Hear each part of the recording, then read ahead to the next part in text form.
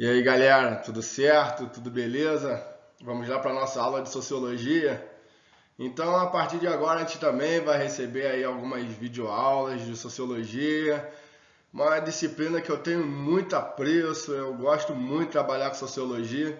E hoje a gente vai discutir aí algumas coisas importantes, algumas coisas legais que fazem a gente pensar aí em respeito da sociedade. A gente vinha estudando algumas questões em sala de aula, infelizmente, né, estamos aí nessa questão do isolamento. Passei um exercício para vocês, para a gente poder revisar aí alguns conteúdos, né, sobre o que a gente já tinha visto em sala de aula. E a partir de então a gente vai dar continuidade, beleza? E eu vou até relembrar algumas coisinhas que a gente viu em sala de aula para a gente estar dando prosseguimento. O que a gente vai ver na aula de hoje? Um assunto que eu gosto muito aí de conversar e de falar, né? Que é sobre a relação entre o indivíduo e a sociedade nas perspectivas sociológicas contemporâneas.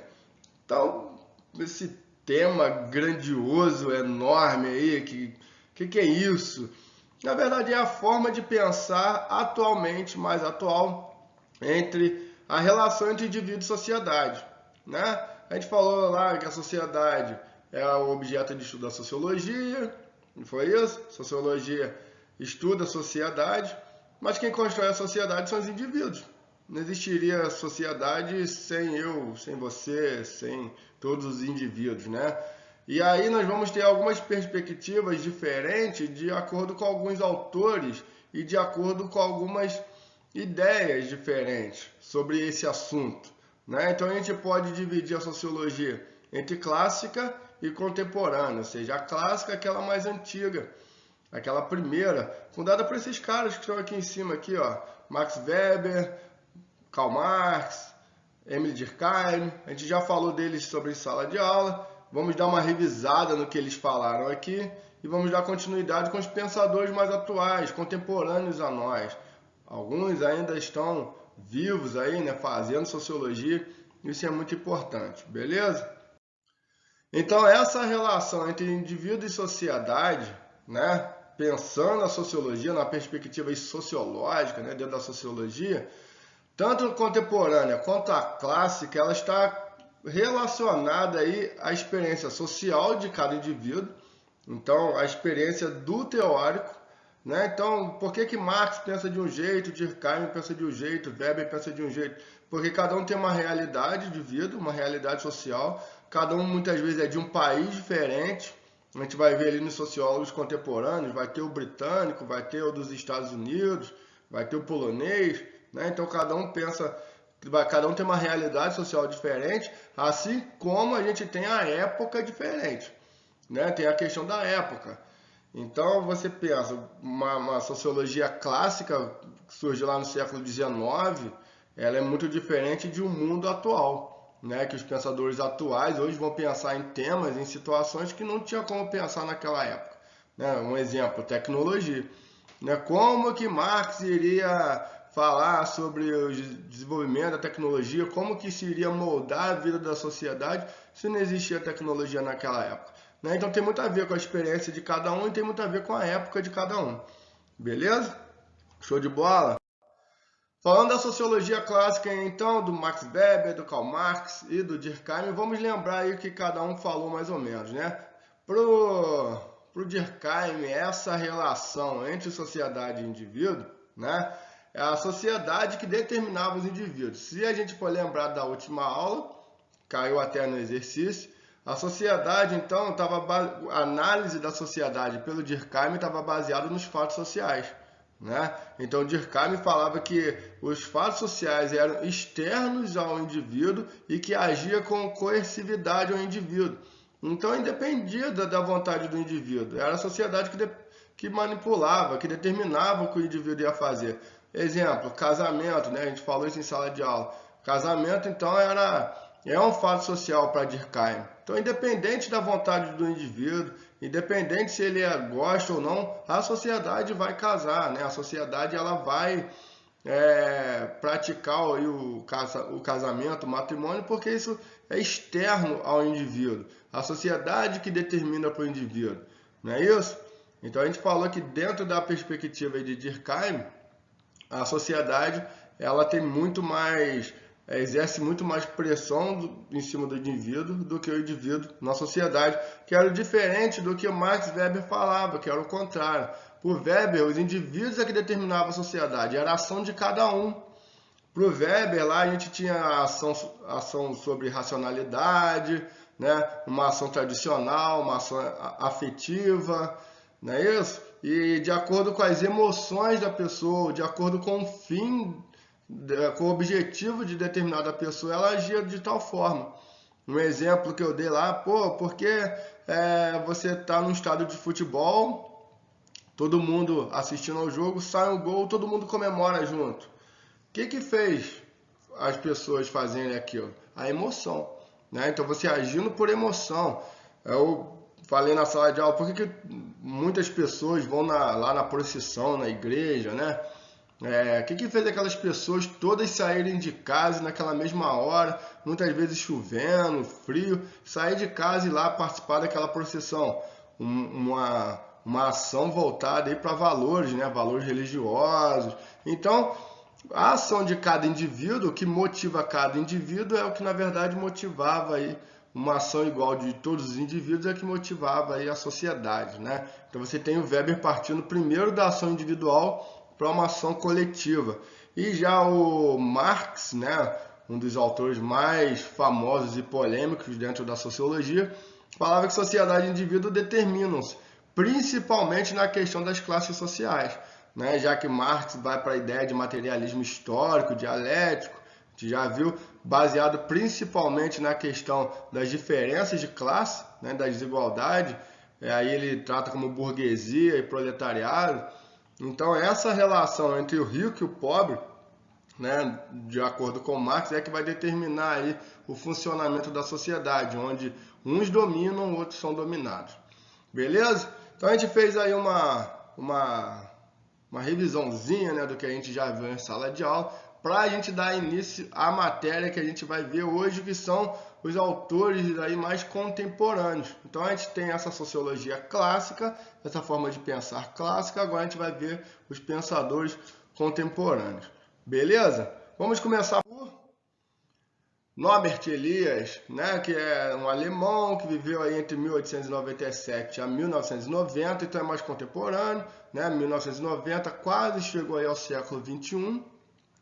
E nessa relação sociedade-indivíduo pro Norbert Elias, para ele não existe, né, vou pegar aqui a canetinha, para ele não existe oposição entre indivíduo e sociedade. Né? Na verdade, não existe esse confronto. Muitas vezes as pessoas querem ficar discutindo quem é mais importante, indivíduo ou sociedade, ou ali a gente pegar ali a ideia do Durkheim e do Max Weber, né? Ah, não, é a sociedade que influencia o indivíduo, ou então, não, o indivíduo é que molda a sociedade. Para o Norbert Elias, na verdade, não existe essa oposição. Para ele, né, há um constante e proveitoso processo de influência mútua, um influenciando o outro, né? Em que o indivíduo constrói a estrutura e é simultaneamente formado por ela. Então a estrutura seria, no caso, a sociedade. Então é um indivíduo que constrói a sociedade e ele é simultaneamente formado por essa sociedade. Então veja bem, um exemplo são as leis. Quem faz as leis? O indivíduo, né? Que pensa, que escreve, o indivíduo, no caso, né, o político, mas no caso é um indivíduo, ele pensa a lei e ao mesmo tempo ele é influenciado, ele vai ter que obedecer essa própria lei que ele criou. Então veja bem, ao mesmo tempo o indivíduo constrói e ao mesmo tempo ele é influenciado por ela, né? Vamos dar mais alguns exemplos? O ser humano vive construindo a sociedade, né? Então ele constrói a estrada, por exemplo. Né? O ser humano constrói a estrada e depois ele vai ter que passar por ela, ele vai estar ali determinado a andar por aquela estrada, fazer as curvas no qual ele construiu. Né? Um outro exemplo, se a gente for falar de justiça, por exemplo, quem é que fez a justiça? Né? O indivíduo. O indivíduo, né, no contexto, todo o contexto histórico, mas ele construiu a justiça, como que o funcionamento de toda a justiça, mas se ele precisar da justiça, ele vai ser julgado por ela, ou vai fazer o uso dela para conseguir algum fato, né, de justiça que ele acha que tenha sido injustiçado, né? Então, ou seja, o indivíduo ele constrói a sociedade e, ao mesmo tempo, essa sociedade influencia o indivíduo. Ele vai ser formado por essa questão toda que ele formou. Deu para entender, galera? É bem tranquilo, né? Então, aqui é uma relação mútua entre sociedade e indivíduo, beleza? Deixa aí seus comentários aí, pode ser no YouTube, ou pode ser lá na sala de aula, lá na plataforma, pode ser pelo WhatsApp, a gente vai discutindo aí algumas questões, beleza? Então vamos devagarzinho, autor por autor, e pensando aí, pegando as principais ideias de cada um, beleza? Então a gente acabou de falar do Norbert Elias, agora a gente vai falar então do Richard Sennett, então, né, um estadunidense que nasceu em 1943, está vivo ainda. Isso é muito legal porque a gente ainda pode usufruir de várias obras que ele possa vir a escrever. Tem várias palestras dele no YouTube que é bem legal, se você ficar curioso aí do que o Richard Sennett pensa sobre a sociedade, né, em outros temas, você pode ir lá recorrer a esse grande sociólogo lá no YouTube, que é bem legal. Beleza? Vamos pensar então como que ele vê essa relação entre sociedade e indivíduo. Para ele, né, a gente vai ter aqui, ó, um duplo movimento nessa relação sociedade-indivíduo. Primeiro, para ele, né, ele diz que a sociedade é marcada pela criação de regras coletivas, pela valorização, né, dessa criação de regras coletivas que permitem a convivência entre diferentes indivíduos. Então veja bem, vamos pensar numa sociedade, numa cidade, por exemplo. A gente tem várias regras dentro de uma cidade. Regras de trânsito, né? Sinal vermelho, sinal verde, depois a gente vai dar um exemplo melhor disso. Nós temos regras, horário de funcionamento de lojas. Nós temos várias regras que vai aí, né, moldar a cidade, que vai dar diretrizes para a cidade para que ela não vire uma bagunça. Imagina uma terra sem leis, não é isso? A escola, por exemplo, ela já é cheia de regras. A escola tem que usar uniforme, tem horário de entrada, horário de saída, horário da merenda, tem fila. Isso tudo é para quê? Para organizar, não é isso? Se não tivesse regra nenhuma, seria uma zona. Imagina, cada um chegaria a hora que quisesse, cada um sairia a hora que quisesse, cada um merendaria na hora que quisesse, seria uma zona. Então as regras existem para dar ordem, né? As regras existem para dar uma boa convivência aos indivíduos que são diferentes, cada um tem uma cultura diferente. Então a primeira ideia, né, o primeiro movimento que o Richard Sennett traz para a gente é a valorização dessas regras. A gente entender, o entendimento que as regras vão causar na gente uma organização, que são boas, são para o bom funcionamento da sociedade. Mas o segundo movimento que ele vem trazer para a gente é caracterizado aqui, ó, pela valorização da esfera pessoal, beleza? Resultando atualmente na perda das conexões do indivíduo. Como assim, né? Do indivíduo com a coletividade, onde as suas ações visem um horizonte comum.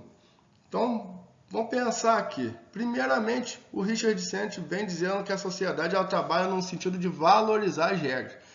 A partir do momento que você entende as regras, você entende que ela é para gerar uma boa convivência entre todo mundo, você respeita. Se todo mundo respeitasse todas as regras de todos os lugares, regras de trânsito, as regras da escola, as regras, né, não estou pensando aqui, mas vamos pensar em outros lugares que têm as suas regras, e se todo mundo respeitasse todas as regras direitinho, haveria boa convivência em todo mundo, né?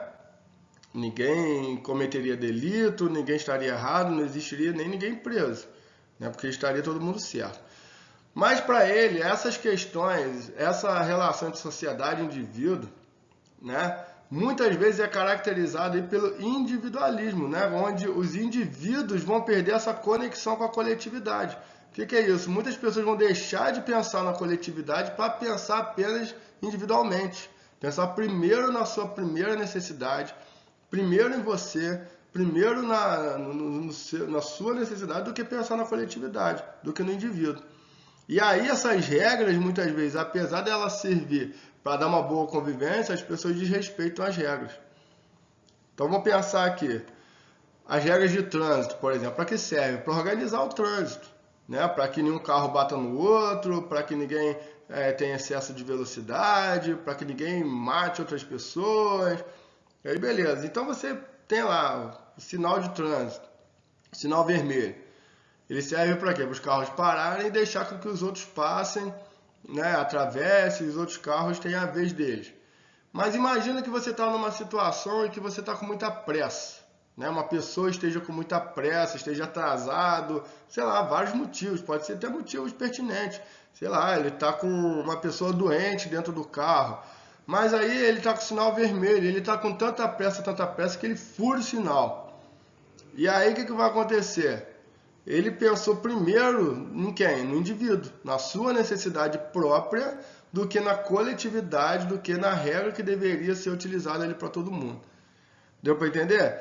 Essa ação dele de furar ali as regras, de furar o sinal vermelho, pode gerar em várias outras consequências. Ele pode bater no carro e matar outras pessoas que estavam no outro carro, ele pode atropelar pessoas, ele pode gerar um transtorno muito grande, porque de repente essa batida ali vai gerar um trânsito, vai interromper.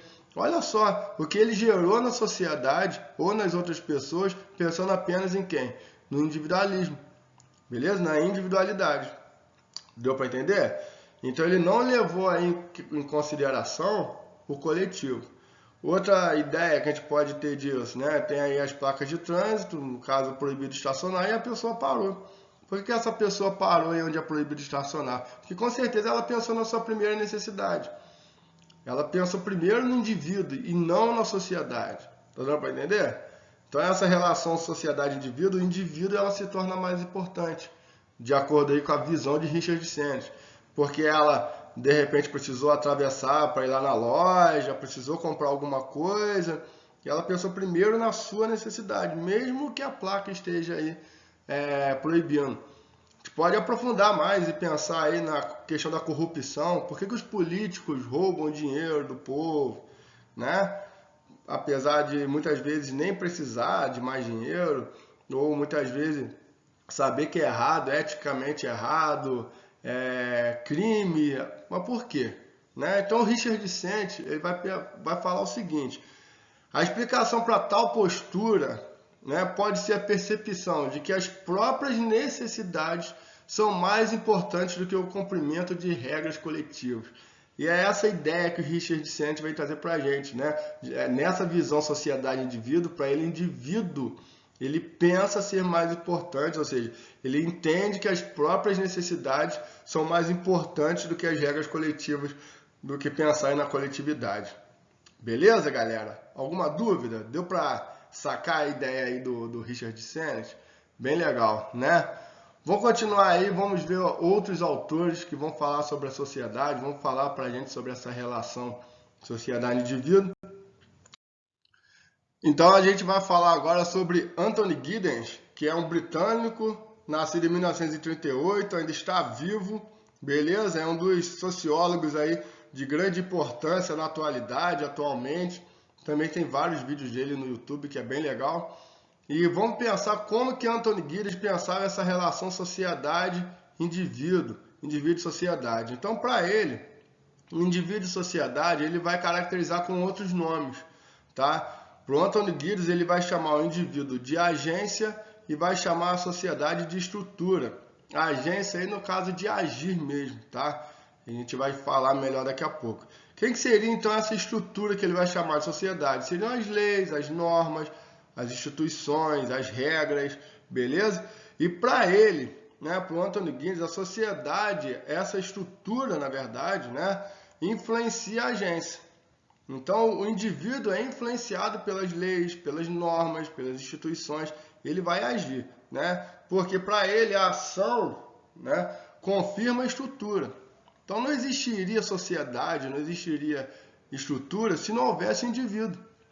Não adianta ter a lei, não tem ninguém para cumprir. Quem é que cumpre a lei? O indivíduo, né? Então, o indivíduo é a sociedade que vai confirmar as leis, as regras, né? No caso da estrutura, E essas leis, essas regras só podem ser executadas por alguém, por algum autor. Então existe essa ação mútua dos dois, né? Não existiria indivíduo sem sociedade, também não existiria sociedade sem indivíduo. E ao mesmo tempo, né, você tem o indivíduo sendo influenciado pelas regras, pelas leis, ou seja, pela estrutura. Só que o Anthony Giddens vai dizer que o ser humano, né, que o indivíduo, no caso, ele não age de forma sem pensar, né? Ele é totalmente manipulado por essas leis. Na verdade, o Anthony Giddens ele vai dizer que o ser humano ele possui uma capacidade de reflexão. O indivíduo possui uma capacidade de reflexividade, que ele vai chamar, que é de refletir sobre as suas ações. Então você obedece às leis, mas você reflete antes de agir. Você pode refletir. E muitas vezes você pode até modificar a estrutura. Você pode até repensar a estrutura, devido ao seu processo de reflexão, devido ao fato de você pensar. Beleza? Então, o indivíduo também constrói a sociedade. Então, a sociedade, ela interfere no indivíduo e o indivíduo também constrói a sociedade, principalmente no seu papel de refletir. Outra coisa que ele diz pra gente que é legal, olha só, esta ação não está restrita só ao agente, né, o indivíduo, pode fazer de forma intencional ou controladamente. Então, nem tudo que você faz, né, o resultado da sua ação, ela é resultado do que a gente pensa de forma intencional. Vou citar um exemplo para vocês verem daqui a pouco, né? Então ele diz que a capacidade de ação, né, da agência de agir também age sobre o que ele não tem controle e não consegue perceber as consequências da sua ação, da ação. Um exemplo para a gente ver isso. Pensa numa lata de lixo, né? E aí você quebrou um copo na tua casa, quebrou uma garrafa de vidro e você vai lá e joga de forma, né, irresponsável aí, lá no lixo comum. E aí o lixeiro lá, né, o gari na segunda-feira vai passar catando lixo lá de manhã, recolhendo os lixos, e ele se corta. E aí você pensa, ele se cortou, né? Ele vai ficar fora do trabalho, ele vai ter que acionar aí muitas vezes o médico, vai pedir uma licença. Olha só quantas coisas que vai acontecer por trás e você nem vai ficar sabendo, né? Por quê? Porque você não tem controle muitas vezes da sua ação. Você agiu de uma forma, mas você não consegue perceber as consequências da tua ação. Qual que foi a consequência daquilo? Deu para entender? Então você pensa, um político, né? Quando ele toma alguma decisão, quando ele faz alguma lei ou ele toma alguma decisão, muitas vezes ele não tem ideia das consequências que aquilo vai tomar, né? Então é por isso que é muito perigoso agir assim, né? E muitas vezes a gente não fica sabendo mesmo, porque uma ação sua pode resultar em várias outras consequências que a gente não sabe, né? A gente pode citar vários aí, pegar vários exemplos, depois a gente pode até fazer alguns exercícios para a gente pensar em cima dessas questões. Beleza? Então a principal ideia do Anthony Giddens é pensar nessa relação sociedade-estrutura, sociedade-indivíduo, onde um influencia o outro. O indivíduo ele é influenciado pela estrutura, mas ao mesmo tempo com sua reflexidade, né, com sua capacidade de refletir, ele também pode modificar aí a estrutura. Beleza? Vamos para o último, então, sociólogo e um dos mais famosos e mais atuais e particularmente dos que eu mais gosto, que tem maior apreço e carinho, pelo Zygmunt Bauman, um polonês que infelizmente faleceu aí em 2017, também bem contemporâneo a gente, né? Nasceu em 1925, morreu em 2017 e é um camarada que pensa a sociedade, pensou a sociedade, deixou aí muitos livros, né? Eu acho que cerca de 40 livros, e é muito interessante o que o Zygmunt Bauman ele deixou pra gente, né? Pensar a sociedade. Então ele criou um termo, né? Ele criou uma forma de estudar a sociedade e essa relação sociedade-indivíduo que é muito interessante. Ele vai chamar de modernidade líquida. Preste atenção que esse conteúdo de modernidade líquida ele é muito atual e ele cai muito em questões de vestibulares, Enem, está muito em alta, isso pode te dar a base de fazer várias redações, é muito interessante. Por que líquida, né? O líquido, se a gente tentar carregar, pegar o líquido na mão, né? O que acontece? A gente tentar carregar água, vou transportar água com as mãos, você consegue? Não, porque ela é uma coisa fluida, né? Uma coisa que escorre, uma coisa que não para, né? O líquido ele se contrapõe aí ao sólido, que é o que ele vai chamar de modernidade sólida, beleza? Então, o Zygmunt Bauman ele pega para analisar a sociedade no que ele vai chamar de modernidade. E a modernidade para ele vai caracterizar basicamente aí final do século XVIII para cá, né? O que ele vai chamar aí desde a época aí da Revolução Francesa, basicamente. E aí ele vai dizer que a modernidade sólida ela tinha algumas características, como durável, estabilidade, as instituições firmes e que existia segurança no trabalho. Então vamos pensar um pouco em cima dessas características para a gente depois falar do que a modernidade líquida vem modificar, né? Do que ele vai chamar a modernidade líquida, basicamente depois daí da década de 1980, final do século XX para cá, beleza? Basicamente metade do século XX até os dias atuais. Primeiro ele vai dizer que a modernidade sólida, então antes disso, né? Vamos pensar então, antes da metade do século XX, até 1950, vamos pegar esse conceito de tempo aí para a gente trabalhar em cima dele. Vamos pensar então até a Segunda Guerra Mundial, sei lá, de repente, né? Onde você tinha, se bem que vem um pouquinho mais para frente, década de 60, 1960, 1970 também, tá? Principalmente a idade dos avós de vocês, tá? Então deve ser por aí a ideia aí da modernidade sólida, modernidade líquida é uma coisa mais recente. Mas vamos pensar, modernidade sólida, então eu trabalhava com a ideia de durável. Então, durável em quê? Em tudo. Os produtos duravam mais, né? Se a gente vai numa casa antiga, né? A galera aí da escola que fazia trabalho, que faz trabalho com as fazendas centenárias. Eu fui lá visitar algumas vezes com eles. Você vê o que? Os móveis antigaços, né? Móveis antigos, porque tem a questão aí da durabilidade. Quanto que durava uma mesa daquela? Quanto que dura uma cadeira daquela? Né? Coisas antiguíssimas e que duram. Tem a questão da durabilidade. Então, a questão da durabilidade do produto, a questão da durabilidade dos relacionamentos. Casamentos aí de 25, 30, 40 anos, né? Bodas de ouro e por aí vai. Durabilidade do emprego, né? Então existia segurança no trabalho. As pessoas muitas vezes se aposentavam na empresa que trabalhavam desde cedo. Não estava numa empresa e ficava nela até se aposentar. Né? Você tinha as instituições firmes, né? Uma coisa mais sólida. Beleza? Então é essa a ideia da modernidade sólida, que vai se modificar com a questão da modernidade líquida, que para o Zygmunt Bauman é o que a gente está vivendo agora. Para ele, a gente vive numa época de instabilidade, que as nossas relações sociais são fluidas, né? Ou seja, que escorrem pelas mãos, que mudam rapidamente, né? Ou seja, efêmero, são rápidos, os processos acontecem de forma rápida. E a gente tem uma capacidade de adaptação que eu ainda vou falar melhor mais para frente. Então, nessas questões, tem uma frase dele que é muito importante, que eu coloquei ali, que ele diz: vivemos em tempos líquidos, nada foi feito para durar. Isso é uma frase que é chocante, um pouco chocante do Zygmunt Bauman, porque ele fala que nada foi feito para durar, nem produtos, nem pessoas, nem relacionamentos, como se hoje a gente vivesse uma época da instantaneidade, né? Tudo tem que ser rápido.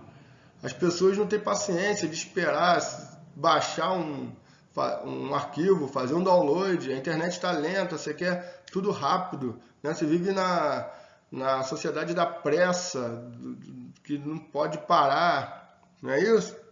Então, nessa sociedade contemporânea, atual, emerge o individualismo, a fluidez, a efemeridade das relações, ou seja, as coisas rápidas, né, acontecendo de forma rápida. Basicamente você pensando mais em si próprio do que pensando na coletividade, não é isso? Então, ó, somos impulsionados pelo desejo em querer uma constante busca das novas formas de realizações, experiências e valores. O prazer é algo desejado e, como ele é uma sensação passageira, requer um estímulo contínuo. Olha aí. Então, já que ele diz, né, o Zygmunt Bauman, que a gente vive uma ideia do individualismo, muitas vezes vai passar a ideia de que a felicidade só depende da gente, ou seja, negando aí a sociedade, né? Eu posso ser feliz, só depende de mim a felicidade. Muita gente, né, tem essa ideia.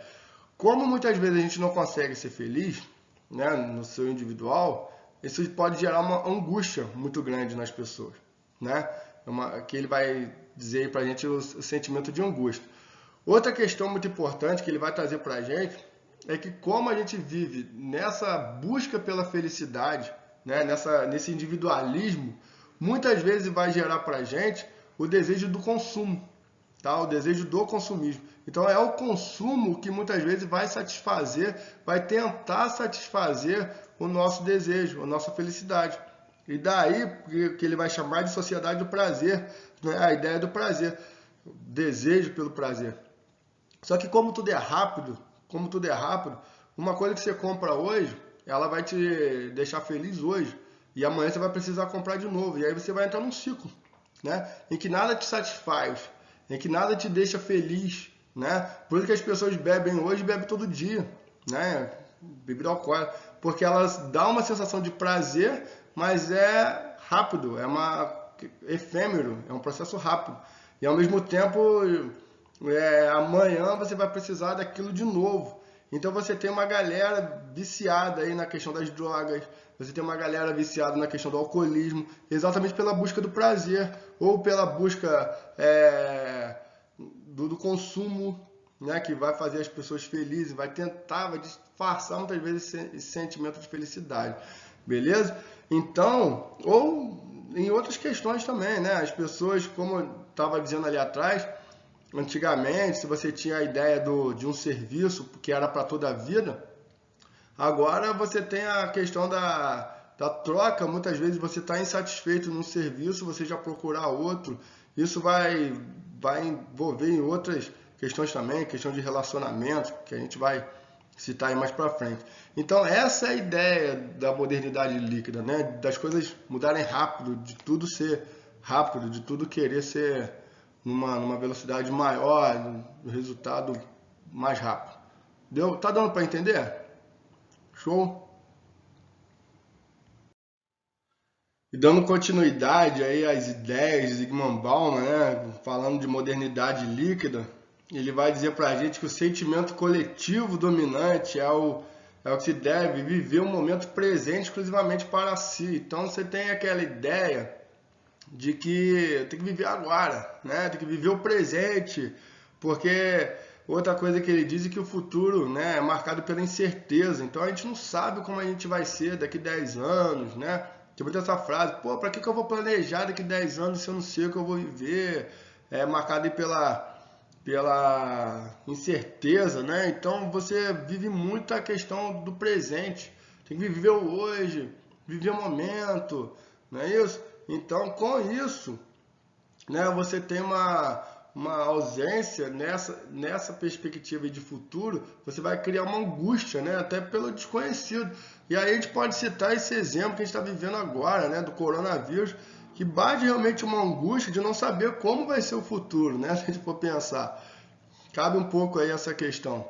Por que tem tanta gente angustiada? Porque não sabe quando vai acabar a quarentena. Não sei. Né? Então eu tenho que viver, tenho que buscar o prazer, mas ao mesmo tempo eu não posso sair de casa, né? Então, se o Zygmunt Bauman ainda estivesse vivo, né, com certeza ele ia citar algumas questões relacionadas a esse momento que a gente está vivendo.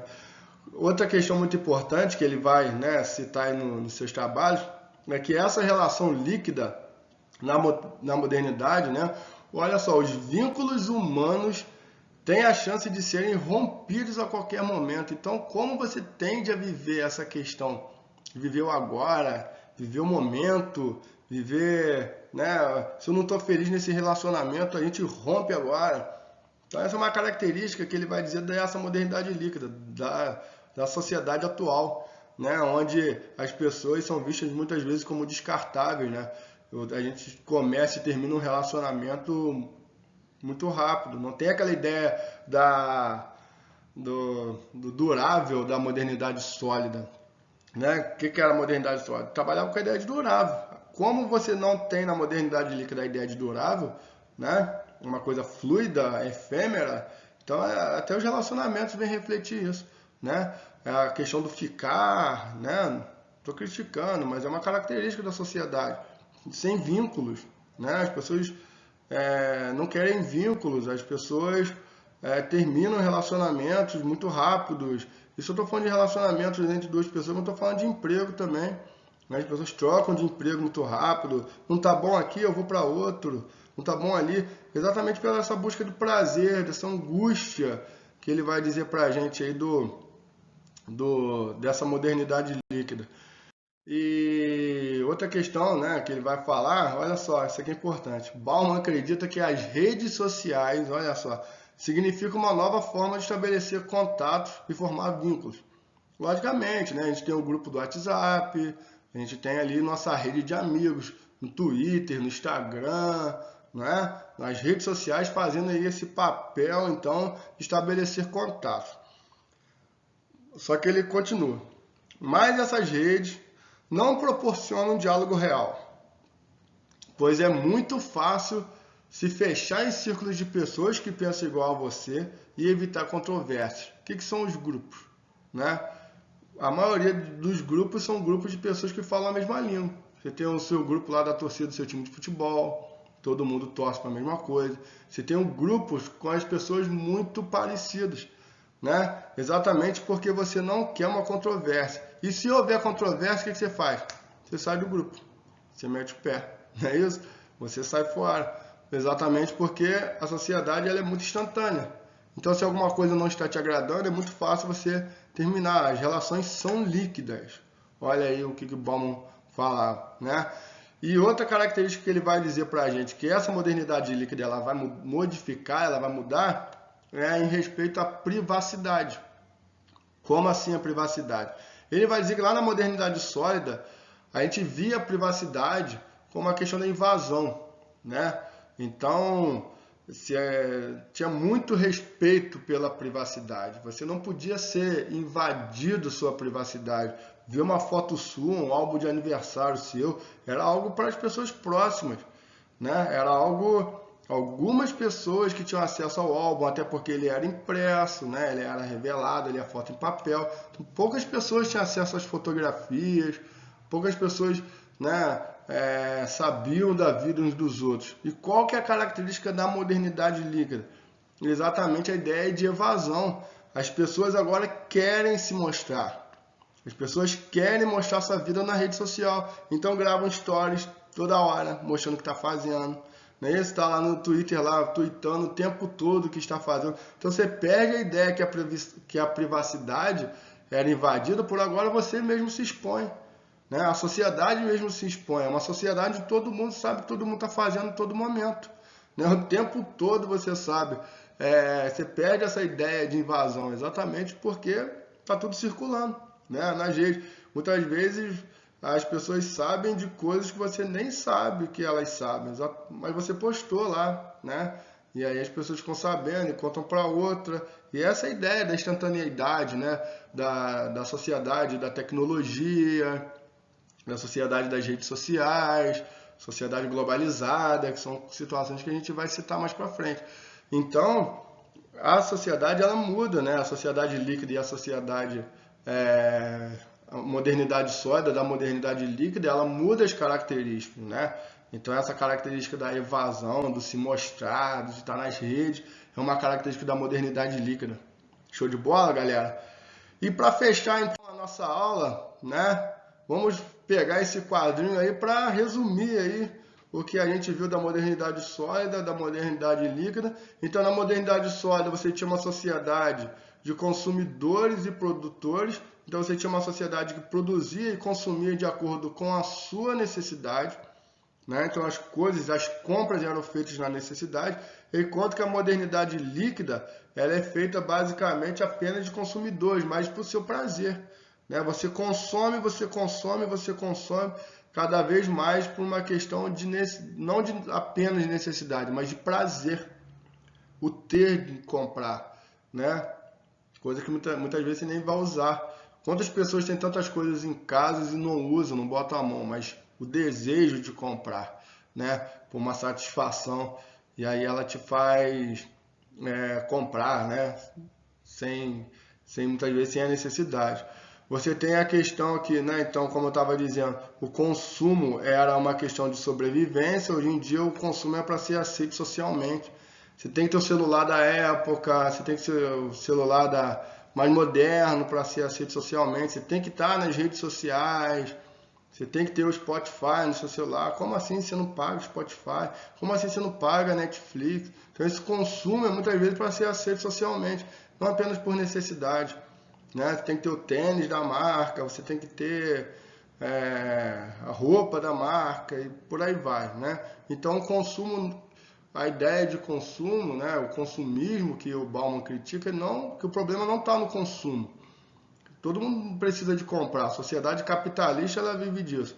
Mas quando você passa a comprar sem necessidade, o consumo sem razão, apenas para satisfazer o seu prazer, né? Então ele diz que antigamente, né, a modernidade solidária era caracterizada pelas instituições e relações sólidas, e hoje você tem uma relação fluida, muito rápido, né? As coisas mudam muito rápido.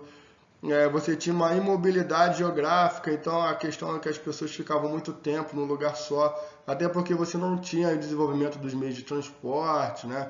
Uma época que não tinha aviões, não tinha automóveis, então as pessoas se fixavam muito no lugar, e a nossa sociedade hoje é caracterizada exatamente por essa mobilidade geográfica. As pessoas estão a todo momento, e a mobilidade geográfica aqui muitas vezes que ele quer dizer não é nem do deslocamento físico, mas sim através da internet, né? Que a gente dentro de casa aqui pode estar aí conversando com várias pessoas de outros mundos, de várias partes do mundo, várias partes do planeta apenas pela internet, né? Então essas relações elas também são mais rápidas, são fluidas, beleza?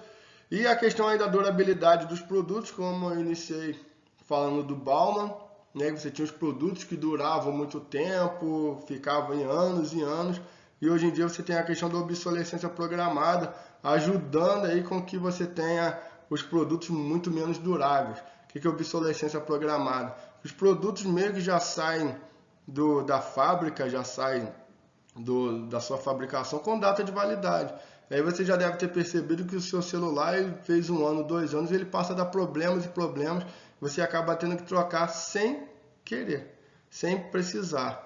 Né? Você tem um celular que a bateria ela não carrega mais, você tem um celular que não dá para baixar mais nada, que a memória ficou pequena. Isso eu estou dando exemplo de celular, mas a gente pode dar exemplo de vários outros produtos, outros equipamentos que também acabam rápido e vai fazer você ter que comprar outro. Né? Então você perde essa ideia da durabilidade para ter coisas que duram menos e que te fazem gastar mais dinheiro a todo momento. Beleza, galera? Deu para entender aí a ideia de cada um dos autores? A gente falou de vários autores contemporâneos. Eu espero que você tenha pegado a ideia de cada um deles. E você pode voltar à aula, assistir ela de novo. Se ficou alguma dúvida, você pode deixar sua dúvida lá na plataforma ou coloca lá no grupo. E a gente vai estar conversando aí nas próximas semanas sobre esses autores aí. Beleza, galera? Um grande beijo, fiquem com Deus, um abraço e até a próxima aula. Valeu!